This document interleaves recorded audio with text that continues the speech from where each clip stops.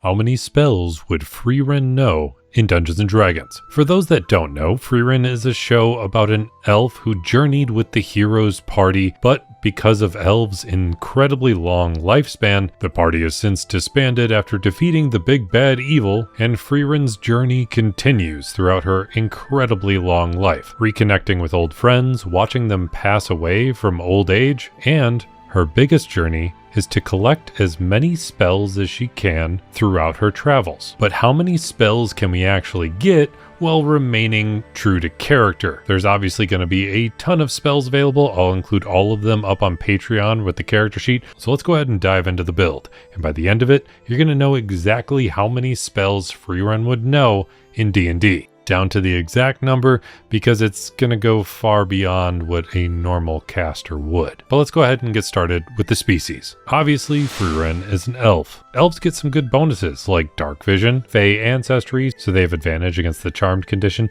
and Trance, so they don't really need normal sleep, even though that definitely wouldn't be accurate for Frieren because she definitely likes to sleep in. But you also get to choose an elven lineage, either Drow, High Elf, or Wood Elf. Each one of these has their own benefits.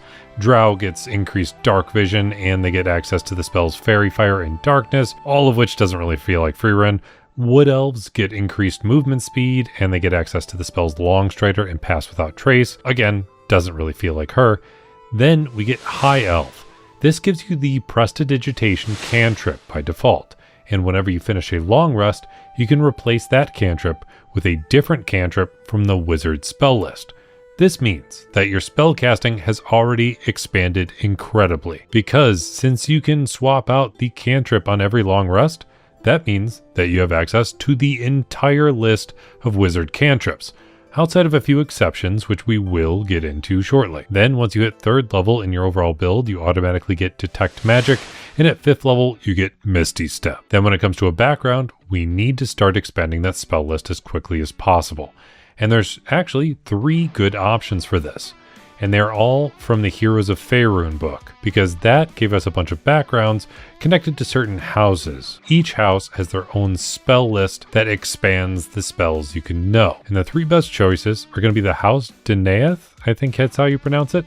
Gives you a great spell list, but it does force you to take Wisdom as one of your ability score increases. Similarly, there's House Vidalis, which again has a great spell list that is very heavily connected to druids, and very often throughout the show, we see that Frieren is picking up what she calls folk magic, which very often leans into the idea of nature magic, and this would definitely connect to the spells of the druids. However, this again does not give us the ability scores we want. Instead, we're going to go with the House Tharashk Air, which gives us a great spell list that feels very accurate to the show, and it boosts up the ability scores that we actually want. It will give us skill proficiencies in Perception and Animal Handling, but the spells are aligned with a Dragon Mark feature, giving us the Mark of Finding. This will give us the Hunter's Mark spell right away. It allows us to add a D4 to our Perception or Survival checks, and we get Spells of the Mark, expanding our spell list even further, giving us access to Fairy Fire, Longstrider,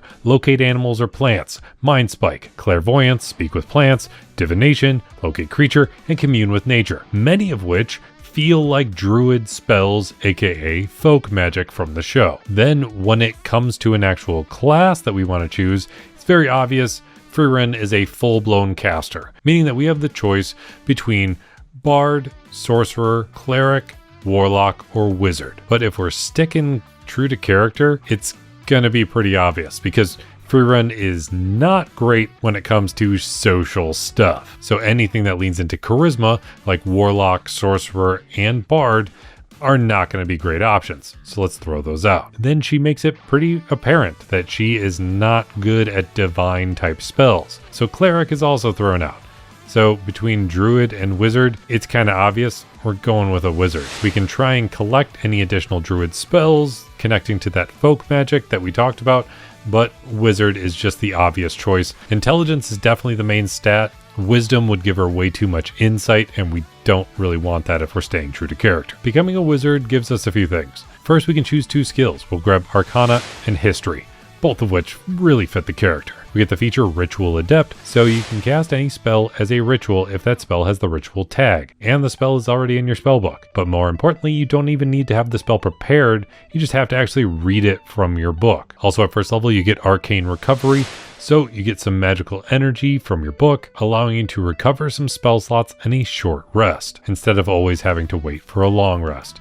But you can only do this once per long rest. Then, obviously, you get some spell casting. But the important thing to note about wizards is they can learn an unlimited amount of spells.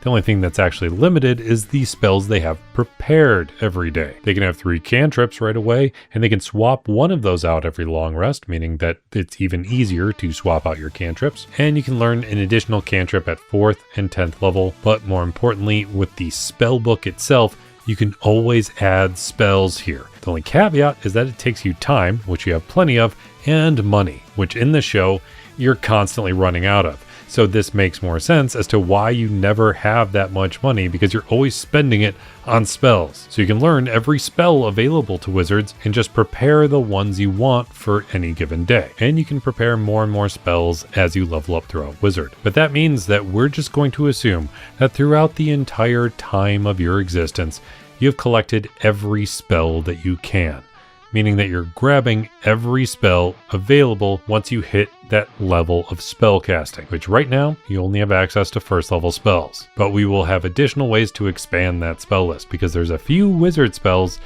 that are very specific in how you can actually get them, and not every wizard can. Then at second level of wizard, you get the feature Scholar. So you basically get expertise in one skill. We'll go ahead and boost up your Arcana. Then at third level of wizard, you get access to second level spells, so we'll get a whole bunch more spells there, but we also get to choose a subclass. And while most wizards on the hunt for tons of spells would probably be a scribe's wizard, in the show, when Frieren is fighting her doppelganger, she uses tons of gravity magic. And this is actually helpful because the Graviturgy magic wizard subclass that was introduced thanks to Critical Role not only gives us additional gravity stuff, but it actually gives us more spells to choose, because there's specific Graviturgy spells that are only available if you become a Graviturgy wizard. Spells like Sapping Sting, which sort of just drain you. There's also Magnify Gravity, Fortune's Favor, Immovable Object, Wrist Pocket, Pulse Wave, Gravity Sinkhole, Gravity Fissure, Tether Essence, Dark Star, and Ravenous Void. We will grab every one of those as we level up, but since you're officially a Graviturgy wizard, you get the feature Adjust Density. So as an action, you can magically alter the weight of one object or creature that you can see within 30 feet of you. That object or creature must be large or smaller, and the target's weight is either halved or doubled. And it's a creature, the creature's speed is increased by 10 feet, and it can jump twice as far as normal. But it has disadvantage on strength checks and strength saving throws. But if a creature's weight is doubled, the creature's speed is reduced by 10 feet, but they have advantage on strength checks and strength saving throws. Once you get up to 10th level in this class, you can target an object or creature that is huge or smaller. Then at 4th level of wizard, you get to choose an ability score improvement. And I want to make sure that we are taking full advantage of expanding your spell list. So we're going to take a feat and go with Ritual Caster. This allows us to boost up our intelligence by 1 point. So here is our starting scores. Obviously, we're min-maxing a bit. Then we get to boost our intelligence by 1 point. Also, Ritual Caster gives us the feature Ritual Spells.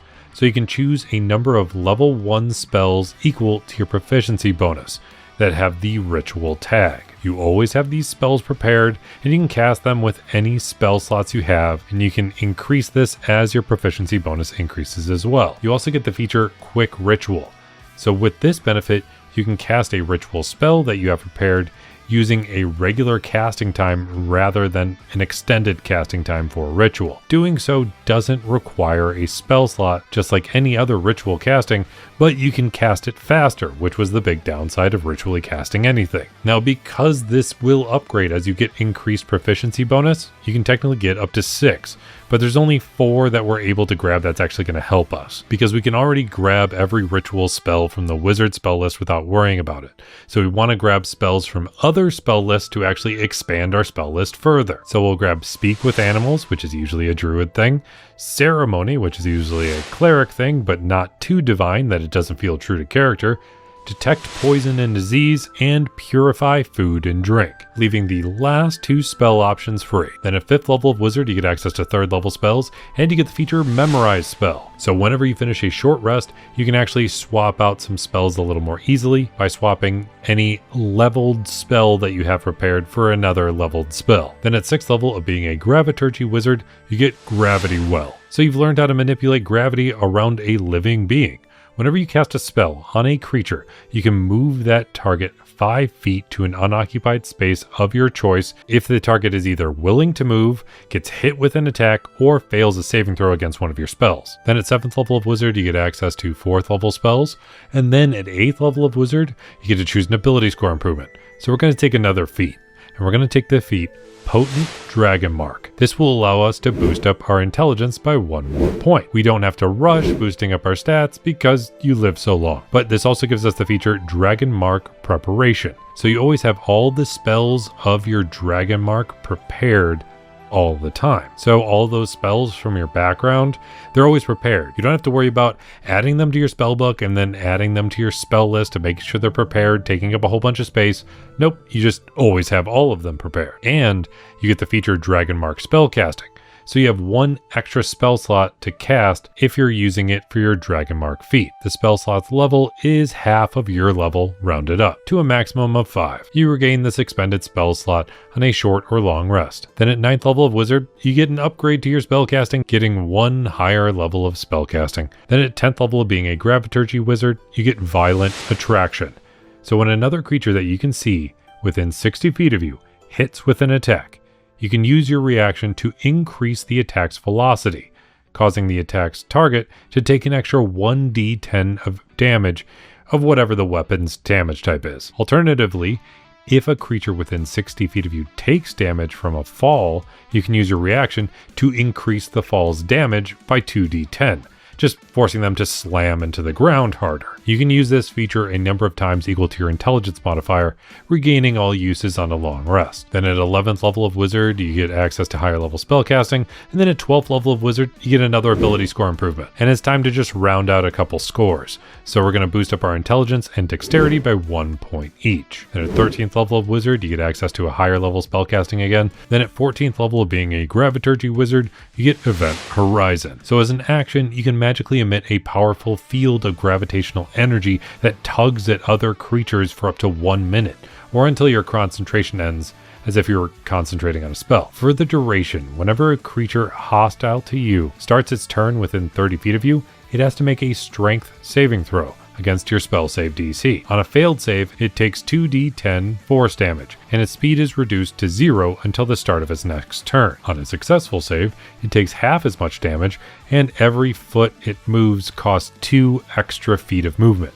meaning that it cuts its speed down to 1/3. Once you use this feature, you can't do so again until you finish a long rest, or you expend a spell slot of 3rd level or higher. Then at 15th level of Wizard, you get access to higher level spellcasting again. And then at 16th level of Wizard, we want to boost up our spell list again. And because you always learn so much folk magic, we're going to grab the Magic Initiate feat, leaning into the Druid spell list.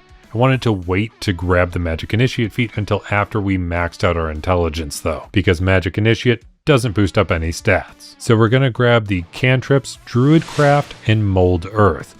We do see Frieren actually making flowers blossom, so Druidcraft was kind of important.